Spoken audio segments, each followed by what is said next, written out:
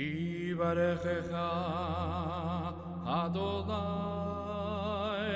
everyone, you're all here again with another video. To remind everyone, this is a series on word studies, more on the issue of how to do a word study correctly, correcting some mistakes that people make while dealing with Hebrew. And also want to remind everyone that I offer Hebrew lessons for anyone who's interested. This is an academic level Hebrew study. This is not just studying words and so on. If you're interested, you can contact me via email, HebrewInIsrael, one word, @gmail.com. And we can talk about what I offer. You can also see the details on my website. I do apologize for some noise outside, no control over that. I live in a city, so noise will exist. In my last video, I actually ended by saying we're going to look at actual roots, and the truth is that we're doing this anyhow, so that was a bit of a slip of the tongue. I want to talk at the moment on the issue, or the subject more correctly, of vowel points. A very, very common thing I keep on hearing from people is that vowel points were invented by the Masoretes, and so on, and a whole bunch of things which are unfortunately historically inaccurate.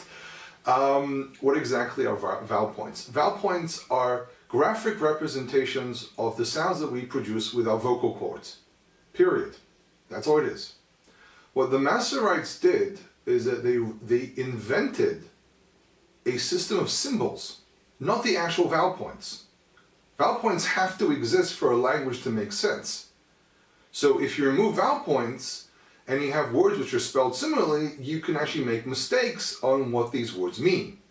Now, a very common thing that I keep on hearing is if you take a Torah scroll or one of the Dead Sea Scrolls or any inscription from the First Temple period and so on, you don't find any vowel points. This is most definitely true. Okay? It's a truth. It's a fact. You take any of these documents and you will not find any vowel points.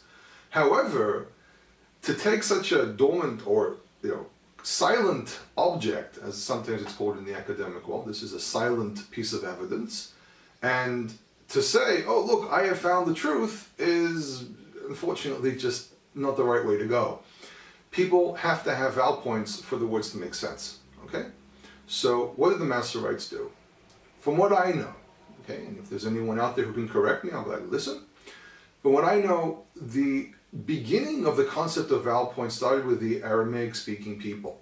Okay? They heavily influenced, in general, the way people wrote in this region, to a point where they became the most important scribes, or the group of scribes in the Assyrian and then Babylonian Empire, and they influenced basically everything. Their alphabet became the common alphabet used, which is the alphabet used today in modern Hebrew.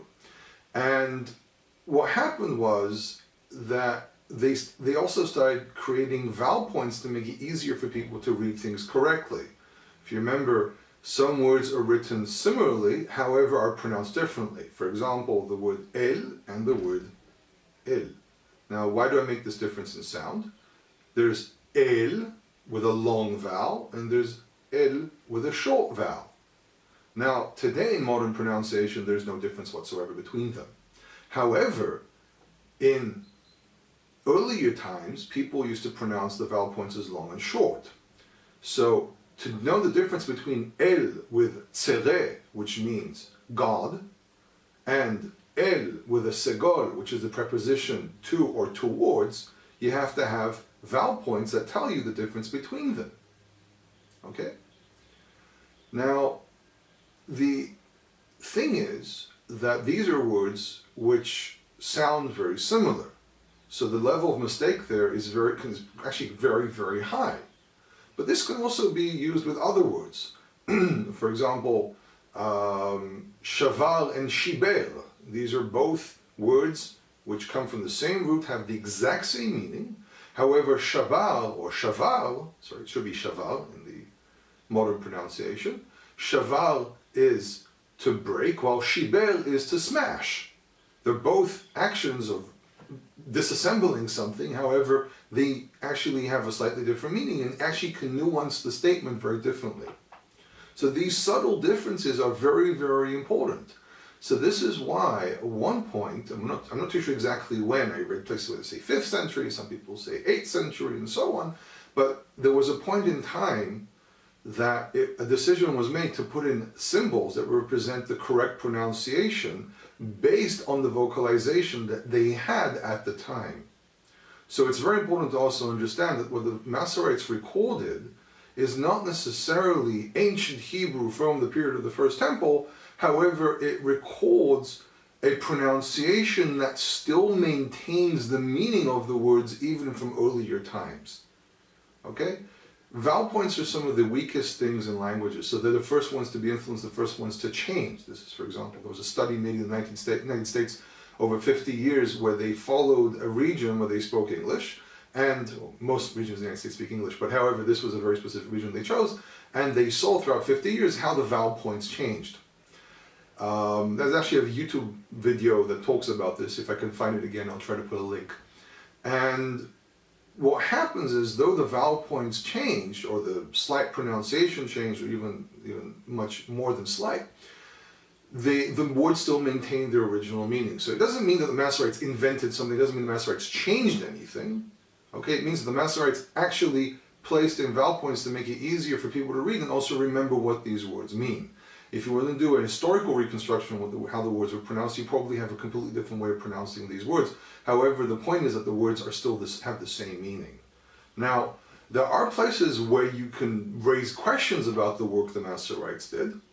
However, it doesn't mean that what they did is completely incorrect. They basically maintained the pronunciation, but they never really changed the meaning of words. Okay? The thing to remember here is that languages develop all the time. And people who, for example, don't speak a language need more and more aids to be able to read it. You have to remember that by the 10th century, a lot of Jews didn't really speak Hebrew. There was a dialect of Hebrew that existed, as, for example, was recorded about the Jews of Tiberias. And this is why the Masoretes were held to be some of the biggest experts, because they had it as an actual spoken language.